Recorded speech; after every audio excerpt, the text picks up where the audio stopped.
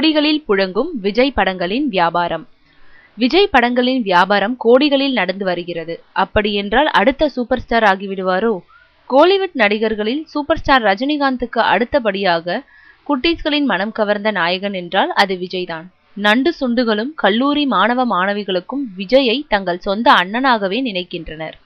நடுவில் சில காலம் விஜயின் படங்கள் அவரது ரசிகர்களே பார்க்க முடியாத அளவுக்கு இருந்தது. இதை அடுத்து நண்பன் படத்தில் இருந்து விஜய்க்கு நல்ல காலம் மீண்டும் துவங்கியது. அவரது படங்களின் சேட்டலைட் உரிமங்கள் மட்டும் பல கோடி ரூபாய்க்கு போய்கொண்டிருக்கிறது. ஷங்கர் இயக்கத்தில் விஜய் நடித்த நண்பன் படத்தின் சேட்டலைட் உரிமம் ரூபாய் 12 கோடிக்கு போனது. இதேபோல் துப்பாக்கி படத்தின் சேட்டலைட் உரிமமும் பல கோடிக்கு போனது. மேலும் இந்த 2 படங்களுமே வசூலை அள்ளி குவித்தன.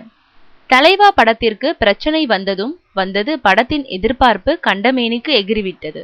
இதையடுத்து தலைவா படம் மட்டும் ஓடவில்லை, அதன் சேட்டலைட் உரிமம் கூட ரூபாய் 15 கோடிக்கு போனது. வாங்கியது வேறு யாரும் இல்லை, சன் குழுமம்தான்.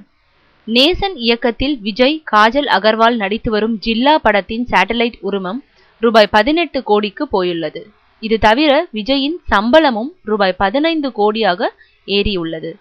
விஜயின் படங்கள் தொடர்ந்து கல்லா கட்டி வருகின்றன. அவரது படத்தின் சேட்டலைட் உரிமங்களும் பிற நடிகர்களின் படங்களை விட அதிக விலைக்கு போகிறது. அப்படி என்றால் விஜய்தான் அடுத்த சூப்பர் ஸ்டாரோ?